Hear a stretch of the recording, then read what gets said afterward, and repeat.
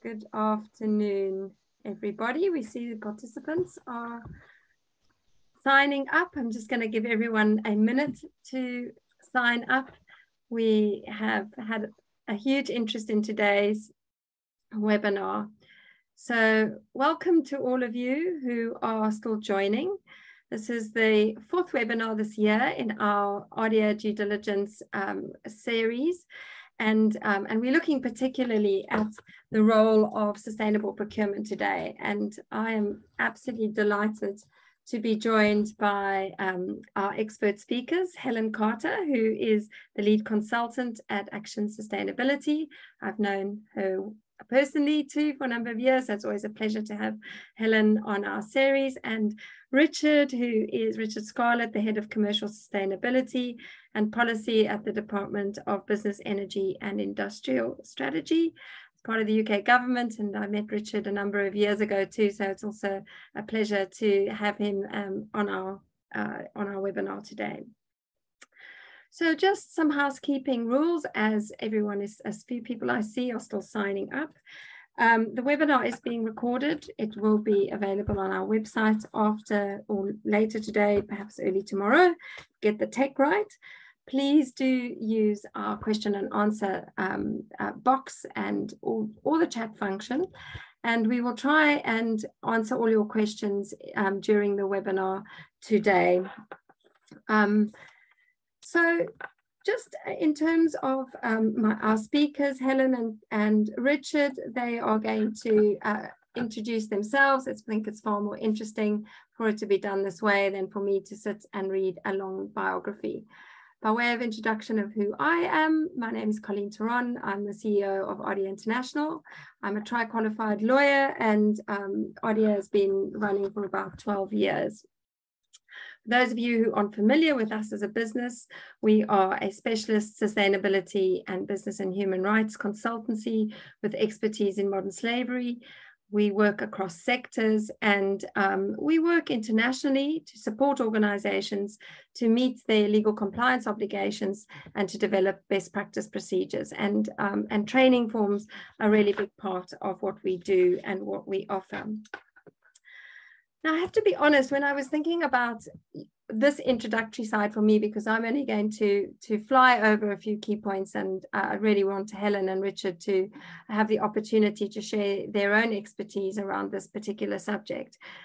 I realized that both the subject of environmental or human rights mandatory due diligence and sustainable procurement is something that is increasingly become to the fore in the 12 years that I've been working in this area, and before that working as an environmental lawyer. And of course, there is just so much to say. But I thought it might be helpful to really hone in on sort of three different aspects from my side today, just to set the scene and hopefully to lead into what Helen and Richard are going to be discussing. So the first aspect I just wanted to look at is, what has been the reason for driving change around addressing due diligence in due diligence legislation and impacts around human rights and modern slavery, and what has been the driving changes for procurement as well in relation to this sphere. Now, for most of you that are probably listening today, you're really aware of the fact that over several decades, multinational companies have increasingly got complex supply chains and increasingly been encouraged to take responsibilities for their supply chains on a voluntary basis. And so we've seen the growth of voluntary frameworks like the UNGPs. We've seen voluntary membership organizations grow like the UN Global Compact, and we've seen the OECD guidelines. So loads of different voluntary frameworks, with the emphasis that business would take responsibility on a voluntary basis to manage the impacts. And we've also seen a growth in standards. So ISO standards, international standards, and I'm sure Helen will touch on this, but ISO 24000 is very relevant to procurement. I worked with ISO 20012-1, which is a standard around managing events sustainably. And Helen and I have recently been working together on the committee for the development of a standard around modern slavery for organizations to be released next week, I think, Helen, BS 25700. But this approach to voluntary responsibility has not been that effective, and it has not been enough. And so the second thing that I wanted to highlight has been this increase in legislation, really to try and drive accountability and transparency across organizations to ensure that they are able to identify the environmental and their social impacts, and that they are going to be able to take action to address these impacts in the event that they are negative. And in relation to this particular area, we have seen a raft of domestic and EU legislation that has been coming through. And I think what's interesting, if you've been on our previous webinars and probably heard me say the same thing, is that there's a shift between legislation requiring organizations to simply report on steps that they are doing and to actually taking actual steps, due diligence steps, and being able to demonstrate what they are doing in either identifying the issues or actually remedying the issues. And of course, procurement is going to sit in the central part of all of this, because we see that, you know, procurement, and I am not a procurement specialist, but I've worked over the last 12 years with procurement as part of organizations who are trying to develop effective due diligence frameworks. And of course, procurement is absolutely critical to this. And we see this particularly with the worldwide disruptions in supply chains, with the Ukraine war, with the with COVID-19, which, you know, in the UK, we might feel COVID is now just something simply like flu, but in many regions in the world, there are so incredibly difficult incredible difficulty around COVID-19, where people aren't vaccinated, or where they still have lockdowns, in some instances where, you know, lockdowns are used in quite a despotic manner. So that emphasis on disrupted supply chains, I think, is going to raise questions for so many organizations on how are they going to do things differently. Because clearly, if we're doing things in exactly the same way, it is not going to be sufficient for these systemic changes that are going around. And that, I think, is going to play into the role as well of procurement professionals who are or have always been at the heart of managing risk, of having to think about some visibility on supply chain, on vendor selection, on contract life cycles, on collaboration. But that there is a shift for them in terms of how they might have to work, particularly to help underpin this driving compliance around due diligence. So for all the aspects of sufficient due diligence, there needs to be a continuous improvement. There needs to be something that goes beyond just a simple compliance benchmark. And we see, I've just pulled out, you know, some different aspects of what we'd see in a due diligence framework around policy and contracts, risk management, communication, reporting, tracking effectiveness. And of course, all those areas are going to be relevant to a procurement function.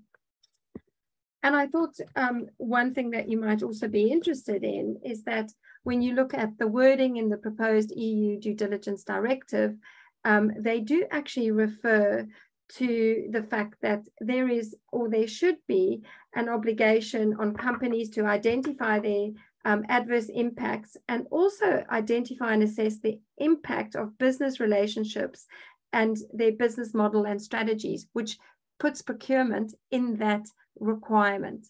And that is very central for, I think, how we're going to have to see procurement forming part of this broader group of experts in a business to really address the issues that are going to be needed to address compliance, reporting, and proper supply chain management. Just the last thing I wanted to say is that another thing that I've seen in the businesses I've worked with over the last 12 years is that this access to supply chain data is often the downfall for many organizations. They have data in disparate places. They don't know what they're looking for. They don't set out requirements for correct data. And I think that is going to become a critical issue to any strategy around responsible procurement and, in fact, due diligence going forward is supply chain data and access to it. I also think that there needs to be a different way of thinking around how soft law obligations are brought into procurement measures, in tenders, in contract management, in subcontractor performance, and in supplier due diligence. And what I'm seeing in relation to this is not just a challenge for procurement, but actually a real challenge for lawyers. And I was thinking in drafting some of these notes last night that one of our webinars next year will definitely look at the role of lawyers, I think, in a due diligence and in a broader accountability and transparency supply chain role, because it is so different to what many lawyers have learned in law school and in practice around, simple risk management. A good example of that might be, there's often a cut and run when something is blown up, you found there's been forced labor or maybe even modern slavery in your supply chain. For lawyers, and I think some procurement professionals, there might be the idea cut and run, get out and, look for a different supply chain. That is no longer easy or possible. When you look at what happened with Dyson are now in litigation because of what has happened with them cutting off a supplier in Malaysia around forced labor issues. And so I do think that this kind of more holistic thinking around procurement and compliance is going to be needed. And it will be feeding into all these different areas. So I'm going to stop there, and I'm really looking forward now. I'm going to hand over to Helen. I think she's going to be building on some of these concepts that I've raised. So Helen, if I can hand over to you, and please do introduce yourself. Thank you. Thanks, Colleen. Welcome everybody. My name is Helen Carter.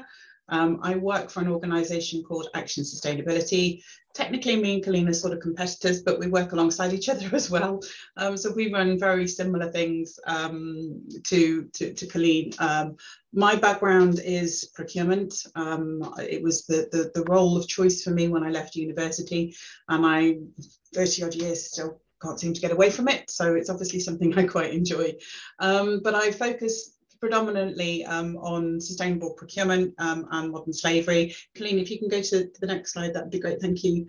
And Action Sustainability have been involved in sustainable procurement actually since the flexible framework back in God knows when. So Richard's raising his eyebrows. That's a very, very long time ago. That's when I first started getting into this role.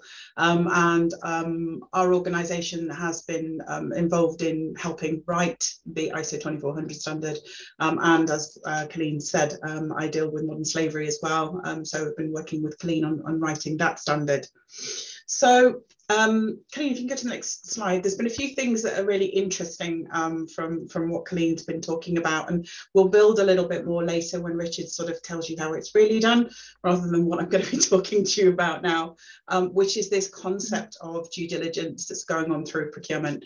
We've always had in procurement roles a need to understand our supply chain. That's not a new invention, and the desire to understand what's going on in some industries is stronger than others. So if we look at things like automotive, for example, where the concepts that are now starting to die a little bit, like just in time, it's all about understanding what's going on in the supply chain. Not necessarily with the human rights vein, but there's still a need to understand what's happening within that space. So procurement is a very difficult thing to get your head around when you're starting to think about how we apply due diligence activity, mainly because it's done so differently depending on whether it's public, which obviously Richard will talk about later on, whether it's private, and even in private sectors there are very diverse procurement requirements. I think one of the things that we need to sort of understand is that the role of due diligence, whether you're talking about human rights, when you look at that legislation that Colleen's been talking about, some being both environmental and social, from a sustainability perspective, the processes are not actually that dissimilar. The process is pretty consistent. So I'm going to talk to you just very briefly about both the process and also the sorts of things you want to find and investigate from that process when you do the due diligence. Because what I see a lot when I work with clients, and when I do a huge amount of training in this space, is people go, what does due diligence look like? And don't think about what they should be asking for in terms of evidence and information. So at the moment, we're seeing lots of organizations think about, we need to understand our supply chain, we need to get a transparent supply chain, not necessarily with the vein of human rights, but more with where are we getting things from? Where's inflation going to affect us most? So these are not new concepts to us as a procurement community and as an organization. We just need to start getting a bit more sophisticated in how we handle that. So one of the other things when we think about human rights due diligence, though, is this issue of compliance, this issue of what the purpose of due diligence is. So if you take a health and safety vein, obviously, you put health and safety due diligence in, have we made sure that we're working with organizations that have got the good processes in place, aren't exposed to any significant health and safety breaches. It's not about saying there's never been anything going on. It's about getting an understanding of what's happening. And this is what's really important when we think about due diligence in human rights, particularly things like modern slavery. It alludes to Colleen's point about the cut and run. There are very few examples. There's only one or two, and that's probably the political situation at the moment in China with Xinjiang. In the main, however, we are looking at due diligence as a way to identify, to actually prevent, to identify, to mitigate and remediate. That's the purpose of due diligence. So for those of you who are working on modern slavery statements, I've seen so many of them, Colleen probably has as well, that are starting off with, we do not support modern slavery, or we have no instances of modern slavery. And the reality is that in most cases, when you read those sorts of statements, there's only two reasons those statements are written. One, you haven't looked, or two, you are being complicit and therefore ignoring. Everyone has instances of modern slavery in their supply chain just because of the numbers. The due diligence aspect, though, starts to put a little bit of a guidance around this. So one of the things that Richard will talk about a little bit later is this idea of risk assessment. So it feels a little counterintuitive to say that actually due diligence will take you so far, but you will not be able to stand up at the end of it and say you have no victims of exploitation, no human rights breaches. What it is about understanding where they exist and what you can do as organisations to be able to address those issues. And the reality is you can do more than you think, but maybe not as much as you hope. And we need to be able to sort of create that counterbalance somehow. So the due diligence processes that we expect organisations to think about, and there are huge ranges, if you go and look at organisations like HP, for example, some of the big sort of tech companies, even the chocolate companies. I'm a big passionate fan of chocolate. Look at Tony Chocolonely. They do a lot of work in terms of creating that policy commitment. First stage, what does it mean to us? What are we talking about? Human rights is a really interesting dynamic. We'll talk about modern slavery, but if you bring human rights in, you can also bring in climate change, because it is recognised that human rights and climate change are related to each other. So what is your policy commitment? What is it that you are trying to address? The bit then that Richard will build a lot more on later on is this concept of risk. So where do we actually go to have a look at where the issues are in our supply chain? So the due diligence process does allow you, and the soft information that Colleen was talking about, the soft guidance, all talks about this risk-based approach. Two interesting challenges here though. One is that the risk is not just to you as an organization, but the risk is to the individuals in your supply chain too. And a lot of businesses don't think about that. They think about the human rights risks and modern slavery risks just about our own personal risk. But what about the risk of your business impacting on individuals being exploited in the supply chain? So the risk has two sides to it that I think a lot of organizations don't necessarily think about. The other element is that the risk has to take into consideration stakeholder perceptions, externalities, all those individuals that will actually mean that you might not think it's a risk, and I'm going to take solar panels as an example, where it might not necessarily be a risk because it's very far down the supply chain, but it's actually a fundamental reputational risk to you because everybody's really keen to look at this at the moment. So understanding the nature of the risk is really important. What that allows you then to do is that this prioritization. Where can we look at this risk? Leverage, what leverage do we have? Can we affect change? Can we affect change through collaboration? Can we affect change through procurement? And this is where we start to look at that. So you create your procurement strategy, which we'll go into in a second. And then obviously the key here is that if you find it, then what? The remediation is another area in due diligence that I see organisations seriously lacking.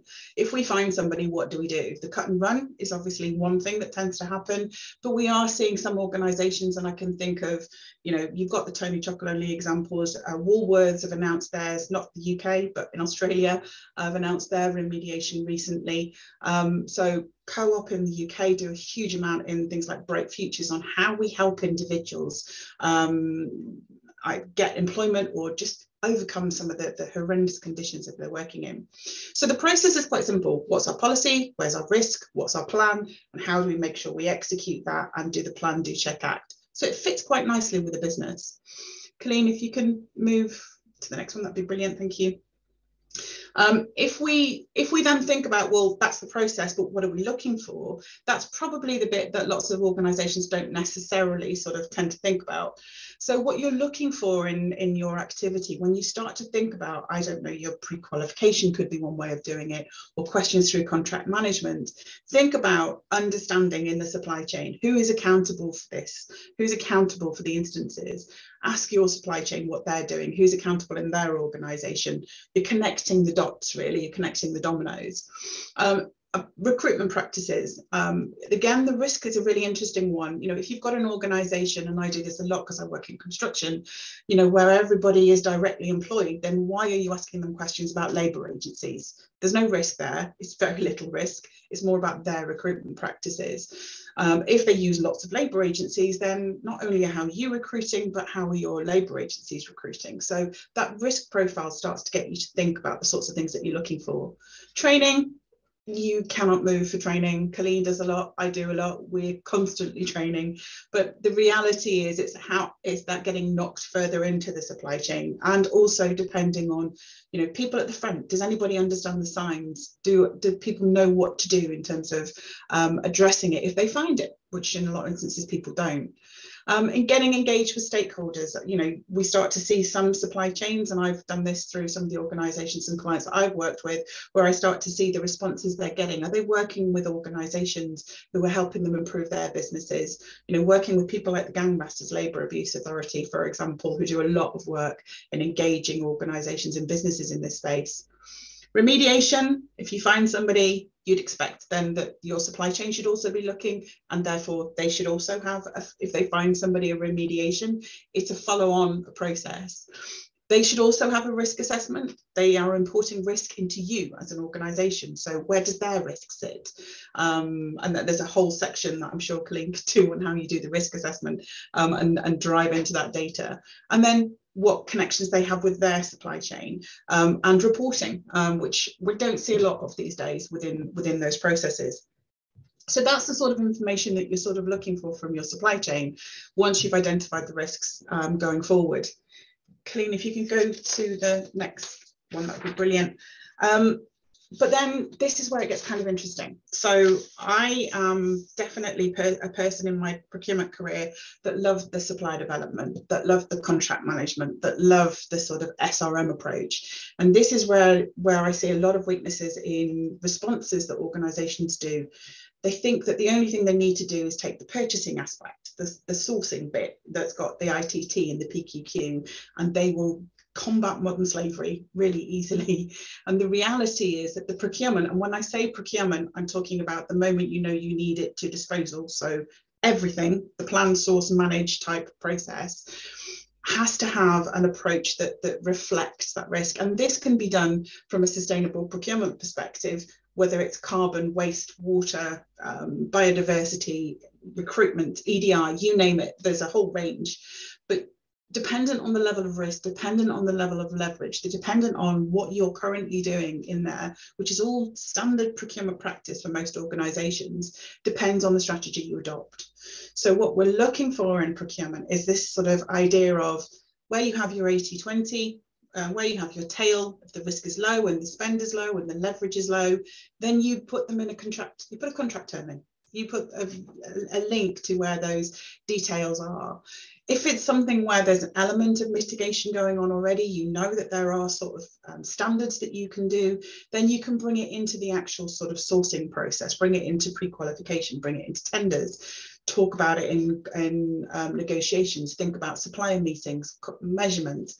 But where you've got a real big challenge because you know that there are instances of potentially indirect, more than probably direct, and I mean embedded exploitation in human rights, these are the people you want to get close to. These are the ones that you are starting to bring into your strategic. So when we're thinking about strategic spend, sometimes strategic spend isn't just how much I'm spending, it's also how do I get close to some of these suppliers who have a big impact on my organization and might have actually other issues that I need to be able to address.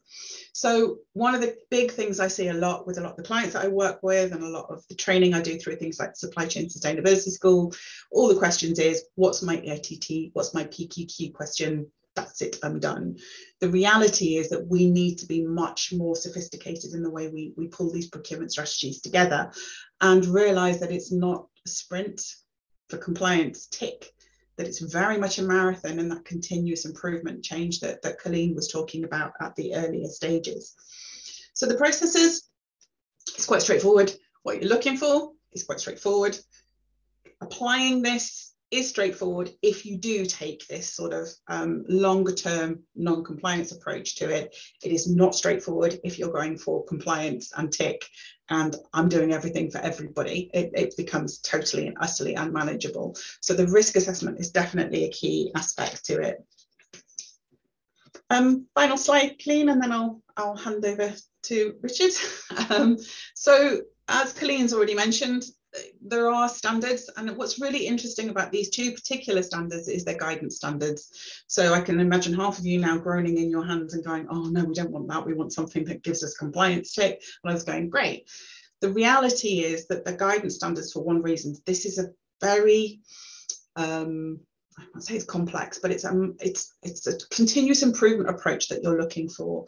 And also what these standards have been allowing you to do is apply the way that it suits your businesses. Sustainability means different things to different people. Human rights is even defined as differently in different organizations. So these standards have been written to allow you to have your interpretation and move on, but the structure and the foundations are exactly the same. So ISO 2400 has been around 5 years this year. In fact, it's its 5th birthday, and is one that's been used extensively on how to be able to deal with these. And literally on Monday, 25700 has been written specifically to look at modern slavery. And that's one of the first ones. It builds even further than 2400 on procurement. So they're really good to go and have a look at. The one thing that I know myself and Colleen are really proud about is that 25700 is free. There you are, said something, free. You can download it now and read it, and it's yours to do with. You don't even have to pay for it. And I think that's a brilliant investment on somebody like BSI who wanted to make sure that this was something that could really bring systemic change into the way organisations go. So there's lots of help out there, good places to go and have a look. And obviously, as a total plug, Colleen and me would be more than happy to talk to anybody if they wanted to know more in this space. Helen, thank you. Just brilliant to hear you speak. I think I just actually wanted there 4 very quick points that they're all relating to what you said, which I think are really critical to the audience perhaps listening today. And I think, you know, it is also beginning to understand, particularly around sustainable procurement, that link between environment and human rights. It's understanding how modern slavery, forced labor forms part of a human rights umbrella. And I think how stakeholder engagement is absolutely critical to the due diligence process, which is, you know, you touched on it. I think for many organizations, they do environmental due diligence and procurement on one level and in a certain way. Human rights due diligence, very different. I think that needs to be thought of. I think remediation is absolutely where we have to go in the next 5 years. the idea that just a whistleblowing hotline is what remediation is just not where we're at, and where, you know, these things need to be going.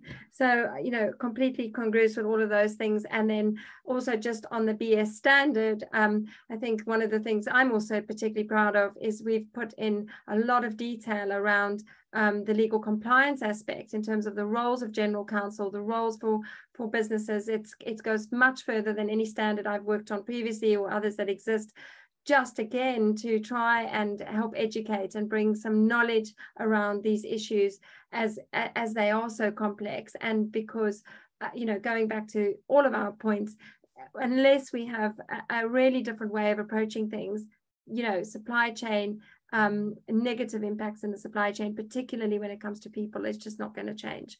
So I'll stop there. Richard, looking forward to having you now take the platform. So if I can hand over to you, and I'll try and get to your slide, that would be helpful. Thanks, Richard. Thank you very much. So afternoon, everyone. I'm Richard Scarlett, Head of Commercial Sustainability and Policy within BEIS, the Department for Business, Energy and Industrial Strategy for the UK government. My role, my team's role, is to try and make sure BEIS is walking the talk. So we are the Department for Net Zero, among lots of other things. And my team tries to make sure that in our commercial practices through our supply chains, we are trying to reflect the spirit and the letter of the policy and the legislation that comes out. So if you flick onto the next slide. So I'm just going to cover off a couple of things. I'll give you a bit of background into BEIS, little spiel for who we are. I'll cover off our particular sustainability journey. And the important thing here is that it's our journey. Everyone's journey will be different. And I will also cover off how we think about prioritization when it comes to sustainability and sustainable procurement. So a little bit what Helen was saying, we can't all do everything. We can't go to the nth detail. We cannot see every subcontractor in our supply chains, particularly if you're in an organization that has very extensive global and complex supply chains. So I'm just going to cover off how we choose to prioritize our sustainability efforts. If you move on to the next slide.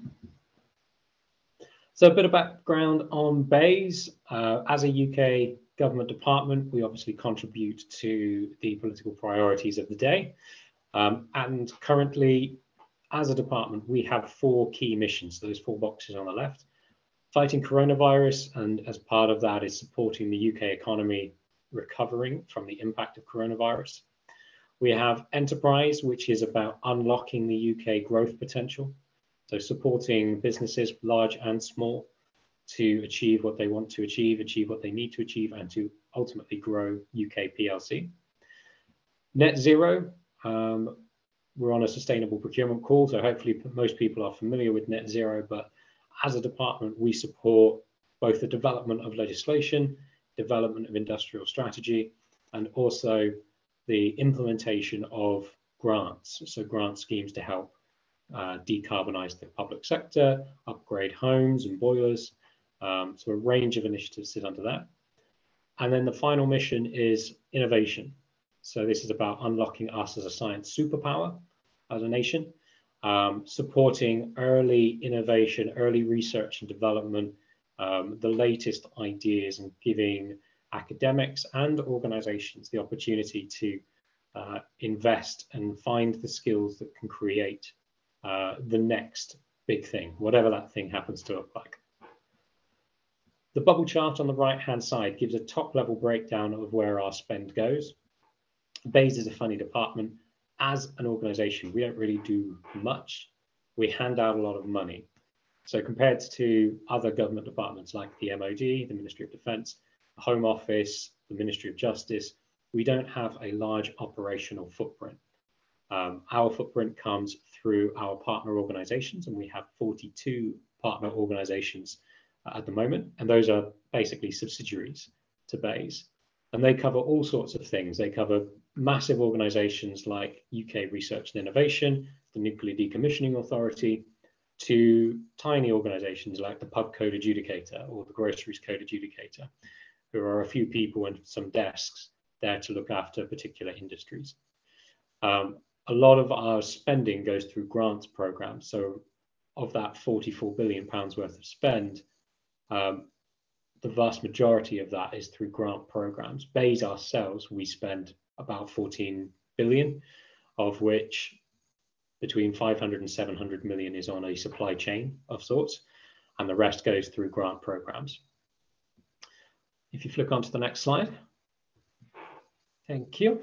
So some things that you may have seen, may have heard of as outputs from BEIS.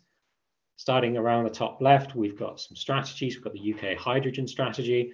What can we do to encourage and support the development of an ideally green hydrogen industry, but also looking at blue hydrogen and grey hydrogen, and to look at the opportunities that hydrogen can produce from a decarbonisation perspective. We've got Salix, who is a delivery partner. It's a wholly owned subsidiary of BEIS, and they support the delivery of the public sector decarbonisation fund. So how can we help local authorities to decarbonise both their operations and social housing, for example? We've got schemes like Help to Grow, helping small businesses find mentors, coaching, training and development, or digital solutions to help them expand. And then we've got a bunch of industrial strategies, grant programs that are all there to support either specific industries or to achieve the government's priorities. If we move on to the next slide. So BEIS' sustainability journey, I'll be honest, didn't realize I had animation in there, apologies. We have come a very long way in a very short period of time. So BEIS' commercial team, up until about 3 years ago, was 15 people supporting a spend of around about 250 million.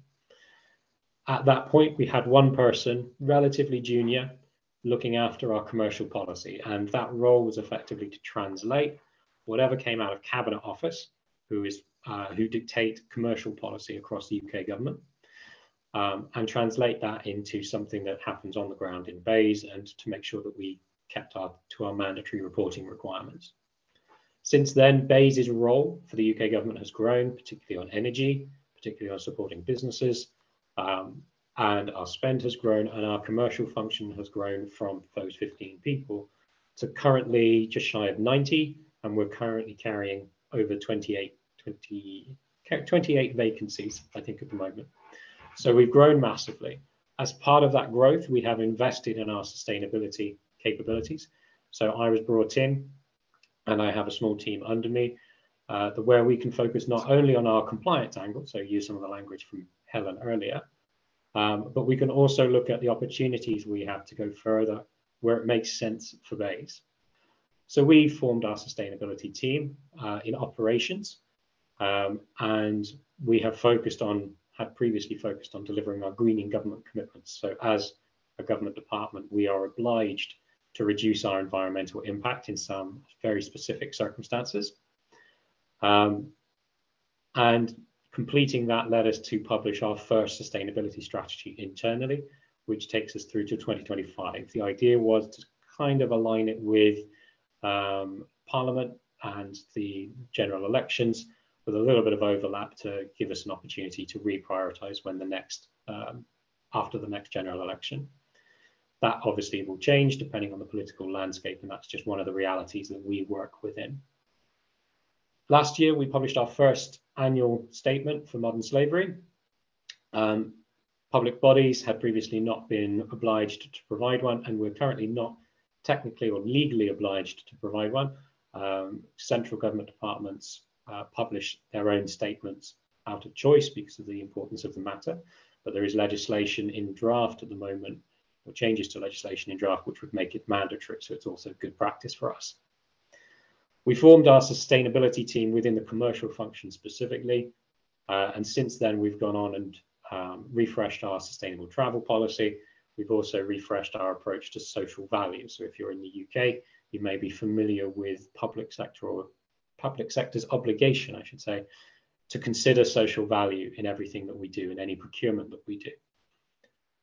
We've got a long list of things that we're working on. I've highlighted some of the top ones, but for us, sustainability covers all three of the key pillars, whether you've heard them as people, planet, profit, or social, environmental, economic, C, or you can reorder those to have it as easy if you wanted to. We define it that way. We structure our commercial sustainability team with a lead for each one of those pillars, so that we can provide focus and leadership within each one of those. If you flick onto the next slide, I will cover off how we prioritize. So we've got a lot of pressures on us, a lot of influencing factors coming from all over the place, whether that's public judgments. If you're in the UK again, you may have heard that recently the High Court judgment against the UK net zero strategy for lacking detail, lacking calculation methodologies and that granular level of how we will actually go about achieving net zero as a nation. We've got resourcing constraints. I'm sure most organizations will have that, arguing for more investment into a sustainability function or into a sustainability team compared to delivery teams or the frontline procurement teams, the ones who are actually going out and negotiating the deals and delivering savings. It's a hard sell, and it makes it a difficult challenge for us to face into. In the public sector, we've got procurement reform. So we're expecting a wholesale change of procurement legislation and the rule book next year. We've currently got, and this is another constraint or another influencing factor, there's over 1,600 pages of Cabinet Office commercial policy, which I think has actually gone up to over 2,000 as of this week, because we've just republished the construction playbook and we've republished the consultancy playbook. And all the changes have appeared in handy guidance notes, which are in themselves sort of 80 to 100 pages long. Budget is another constraint. Risk is a constraint / influencing factor from a prioritization perspective. We try and maintain a top level understanding of how risky certain things are in relation to BEIS's supply chain. So, as I said, we're not a particularly operational department, so we don't buy lots of physical goods. Therefore, we can make sweeping statements, which are generalizations, about how risky or how exposed we might be as an organization to some of these factors. It's never a zero risk, I should say. It's somewhere between low, medium, and high, but it helps us to prioritize. Being a public body, being a central government department, we are obviously subject to legislative and political priorities. Those extend to the greening government commitments, and by influence, that also hits our departmental priorities. As of last night, we have a new Secretary of State within the Department for Business. So that is the Right Honourable Jacob Rees-Mogg. He is our new Secretary of State for Business, Energy and Industrial Strategy. He will bring with him the prioritizations of this new government. That will flow down into our departmental priorities and how we then implement those. Imagine a change of a CEO, and we do that. In theory, we do that once every 4 to 5 years. In practice, more recently, that has been changing more often. And that has the same impact that it would as if your organizations had a change in CEOs. The final point I'll make on prioritization is around the opportunities. There are a lot of opportunities within sustainable procurement, and that also influences how we prioritize. So whether we are helping to drive efficiencies within our commercial delivery teams, so the ones who are running the tenders and negotiating, we can simplify their tasks by providing better guidance and templates. We can make it so that they don't have to be experts in modern slavery, for example. We can provide them with the guidance and tools that saves them the time and effort. We can also work collaboratively with other departments, our partner organizations, and other organizations to look for best practice, share templates, tools, tips, techniques, etc., so that we can piggyback off of that, save ourselves time and effort, and achieve quick wins if we need to, or if we have the opportunity to. Do I have another slide? I'm not sure if I do. I don't. Brilliant. Thank you, Richard. That was really insightful. So if I can just invite everyone who is attending today to raise questions in chat or questions and answers, that would be great. while you're perhaps having a think about that, one of the things I just wanted to highlight as part of a plug as well is that we do have a course we run, a masterclass coming up quite soon on integrating modern slavery risk into sustainable procurement. And it's slightly now outdated book I wrote or co-authored a number of years ago on strategic sustainable procurement, which I see Richard is smiling because I think he did actually buy the book. So thank you, Richard. Oh, he's got it there, even better. Thank you. Yeah, so just while people are getting their questions together, one of the things that I think, you know, Richard, from your perspective, I was thinking, you know, what a challenge it is looking at your spend and the fact that you've got a number of partners that you know, that is pretty much where your supply chain is. And I wondered whether in any way you are having to address the sort of issues around silo thinking when it comes to environmental and human rights issues, or in fact, if you have have you created a sort of cross-functional group to do more thinking around that? And then I'll bring Helen in as well, because that's certainly something that I've noticed in, you know, the work we've been doing in the last, you know, particularly the last 4 years, is that these cross-functional groups are becoming key to implementing change around procurement and due diligence and compliance in businesses. So just what are your thoughts on that?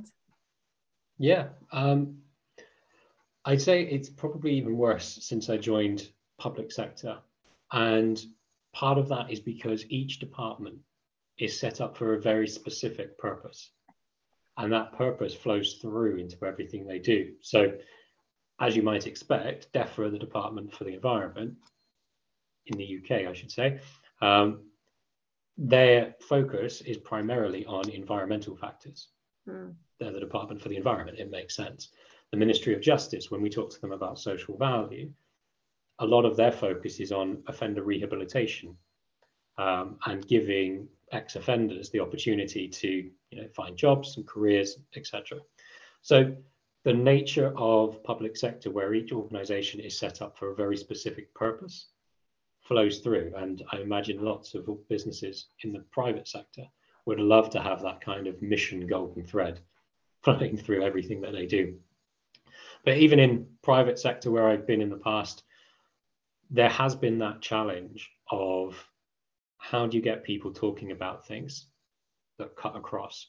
And I previously worked for a retailer. Their focus was on the products that were sold. So their focus was on what's actually in the shop, what's interacting with the customer. And we want to make sure that those products are as sustainable as possible. There was comparatively little or no focus on the goods not for resale side. So where we're buying things to support the organization, how that runs, there was no focus.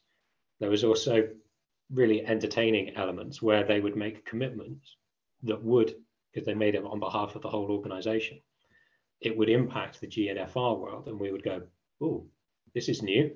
Not sure it's even doable to that level based on current resourcing, current budgets, etc. And then when we would speak to the sustainability team, they would go, oh, well, we didn't think it would apply internally. We didn't think about that. Where they were making promises on furniture, for example, and furniture that was being sold. We go, well, we buy a lot of furniture for shops, for offices, warehouses, etc. You've just committed us to doing X, Y, and Z. And there hadn't been that thought process to make sure that we were costing that into our overheads. Whereas it's quite easy to think of it and cost it into a sales price, where there's extra effort, therefore there's an extra chunk onto the retail price. Breaking down those barriers has been a challenge, and ultimately it comes down to leading by example. I've not worked in an organization, I've not heard of an organization where if you put a meeting in with someone and you say, I want to talk about this, they'll come and talk about it. There may not be that level of proactive engagement that you're hoping for, but if you're leading it and you're leading by example, then I think that's the first step in breaking down those barriers. Mm. Thanks, Richard. That's helpful, and it doesn't sound unusual, that sort of disconnect between what is expected on one hand and then actually the reality of how that's going to be delivered. Helen, did you want to come in on that question, or the point about cross-functional working and sort of driving away from the silo approach for environment and human rights? Yeah, I think the majority of my sort of 30 years, I've done retail, direct mail, sorry, and I've done manufacturing, but most of it's been in construction. And as much as I might talk badly sometimes about construction, there is actually some good stuff that tends to go on. And I think it's mainly because of the nature of the industry that it's about pulling together a project. So there is an element of silo, but maybe not so much as maybe the example that Richard's given in terms of sort of the direct and indirect, albeit that the direct and indirect is an age-old problem across whatever industry you're in. People tend to forget that there is this indirect spend as well. So when you look at your proportional spend, it's everything you buy that you have to consider, whether it's for resale or not, whether it's towards a project or your overheads. So I think to a certain extent that there is an element of more connectivity when you've got project procurement, for example, because the project success depends on that connectivity of those departments. When it comes to human rights, however, I think there's a more nuanced conversation. So if you take human rights definition and think about all the 30 different types of human rights or 40 different human rights there'll be some really good connected thinking around things like equality, diversity. There'll be some really good connected around skills and training. They won't necessarily bring in modern slavery and labour exploitation. So they won't necessarily connect all the human rights together. Where I'm seeing it going at the moment, and this was to your point that you picked up on, Colleen, was just transition. That's sort of the next stage in terms of, the strategies that we're putting in place to hit science-based targets, net zero, whatever it is, has to have an element of connectivity with human rights. When you start to think about most of the breaches are in the products that we're going to actually use to solve the climate crisis. So how do we balance that out when we think about lithium, when we think about polysilicon, when we think about a lot of the breaches that are going on, electronic components? That seems to be the next thinking, but I'm not seeing many businesses thinking that way. The simplest way that I see it in sustainable procurement is to think about whether you want a sustainable supplier, or a sustainable supply chain. And actually, by thinking about those three lenses, is it just that I want the product to be sustainable? Is it that I want the supplier to provide it in a sustainable way? Or do I want that sustainability to be embedded in that supply chain as well? And in fact, that's what we've been talking about for quite a long time when it comes to sustainable procurement. And I think Richard articulated that well. It's that, is it the product, or is it the way they're doing it, or is it actually the supply chain that brings it as well? They're the sorts of thinkings that we don't get a lot of businesses. Some do. But it's an evolution. It's an evolution. Start off with a product, then maybe ask the supplier. Now we're starting to ask questions of the supply chain as well. And that's slowly starting to evolve, I think. Actually, there's so many elements of what you've all both raised. I'd love to just talk more about. I think information or determining whether it's your product or whether it's your supply chain is a really interesting one. And I can't help thinking what is on the news. I think yesterday, I don't know if you saw it, but Pret has got another inquiry going on around unfortunate death of someone that ate one of their products that had that didn't actually it had milk in it and it was not meant to have it, and the coroners asked for information from the supplier. I've never seen that before. I picked that up yesterday, and so I think it is those questions, the bigger questions. Goes back to what we've been saying from the beginning. It's how do we get more resilient supply chains? How do we get more resilient businesses? It's the connectivity, I guess, that we need to have here. There's one thing, Colleen, which sort of shows the change in the landscape, and I think COVID has done this, is I was doing a supply chain resilience webinar about a year ago, and I worked with somebody from SIPS on it, and Carl made the comment about the fact that his dad finally knows what he does as a job. Mainly because nobody's ever really thought about supply chains before, nobody's thought about procurement before, stuff just turns up. And I think the last 2 years, 3 years, due to COVID, now due to Ukraine, soon to be China and Taiwan, everybody now realizes their supply chains. And that, I don't think, has ever really been the case. People haven't really registered that before. And I think that probably is why we'll start seeing much more of the supply chain conversation going on. Yeah, I think that's true. We've got some questions that have come in. One, Richard, directed to you, asking whether the procurement reform bill is going to affect businesses in the UK or only those linked to government procurement. Interesting question. So, yeah, I guess it really depends on what your definition of affect means. Only public sector contracting authorities will have to comply with the procurement regs whenever they come out. However, generally speaking, public sector procurement is sort of touted by SIPs as being the best practice. So you'll likely see some changes in SIPs if you're going through the professional qualification. The material you'll see there will change. If you are bidding for work, or you want to bid for work from a public body, then you will have to show that you comply with the various elements of the procurement reform bill and the impact it has. So technically, private businesses don't have to comply, but if you are going to interact with any other body, you will see the effects. Thanks, Richard. I think that point is pertinent too, because one of the things that we're experiencing in our advisory work is that a number of organizations are looking for support on how they actually address the requirements of the EU legislation, not because they are going to fall within the scope of that legislation, but because their customers are asking them to provide evidence of how they are managing their own supply or value chain, actually not supply chain.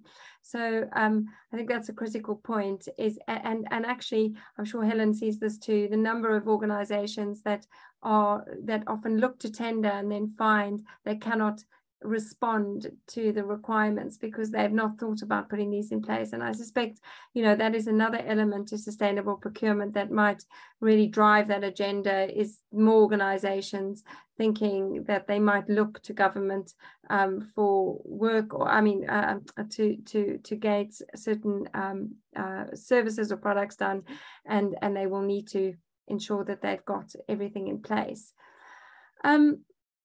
We have a little bit of time for another question. I think one other question is, what is the view on disengagement of buyers from high-risk suppliers as a result of corporate sustainability due diligence? I think that's the question. I don't know if you'd like to come in, Helen. I'll have a view as well, and I'm sure Richard is welcome to also comment on this.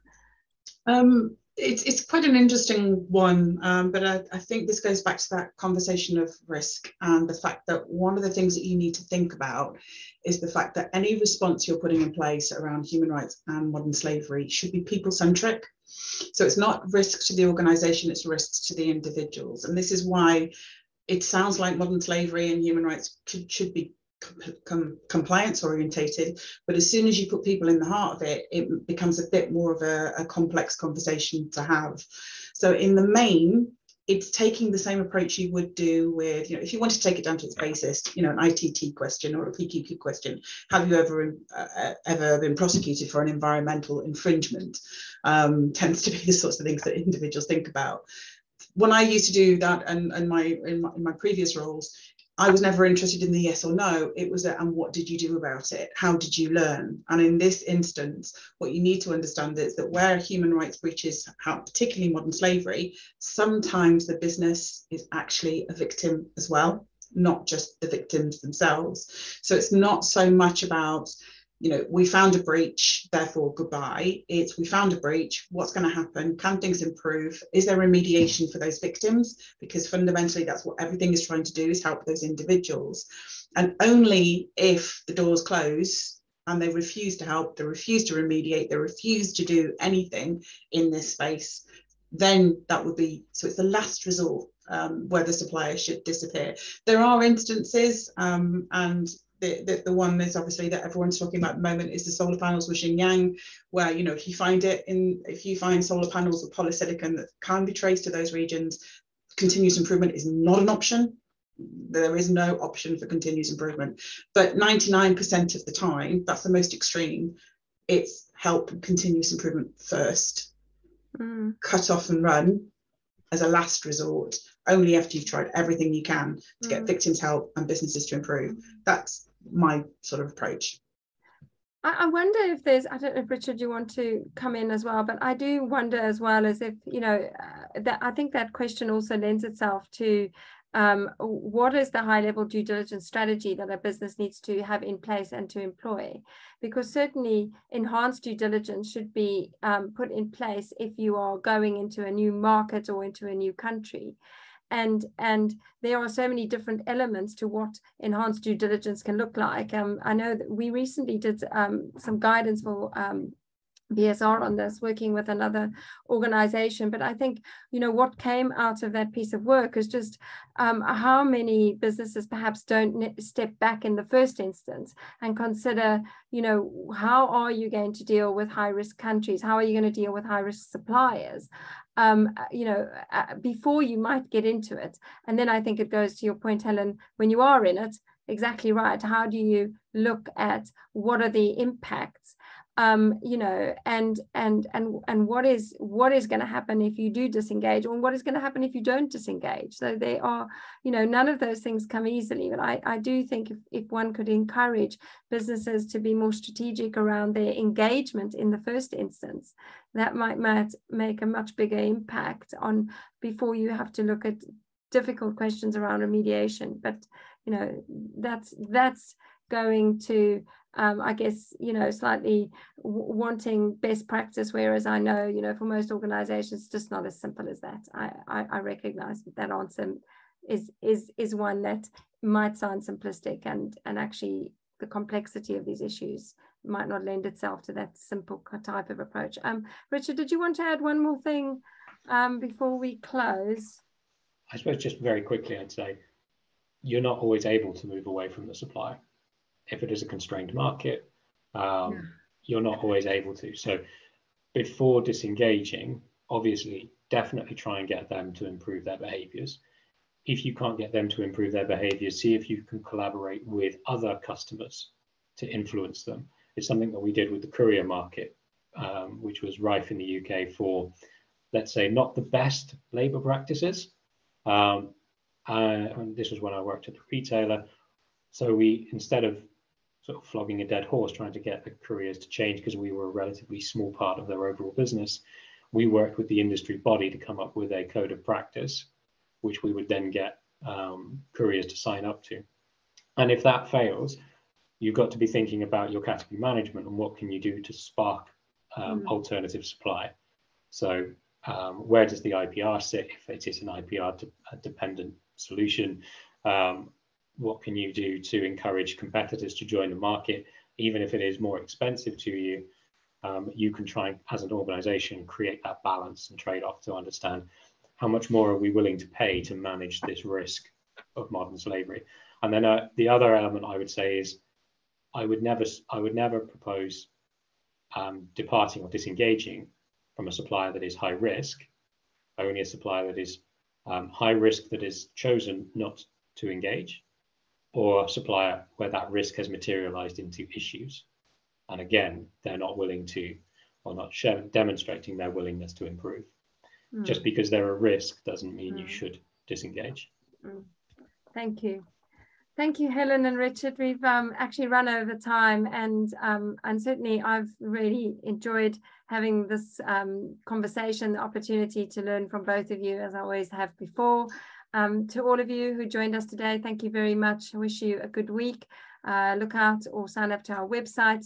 We are going to be doing a webinar around Anti-Slavery Day, just looking at some different perspectives of corporate responses to modern slavery as a panel conversation. So do look out for that. And Richard, Helen, thank you again for your time and your expertise, and have a good week. Thank you. Thank you. Thank you. Thank you too. Bye-bye. Bye. I'll stop.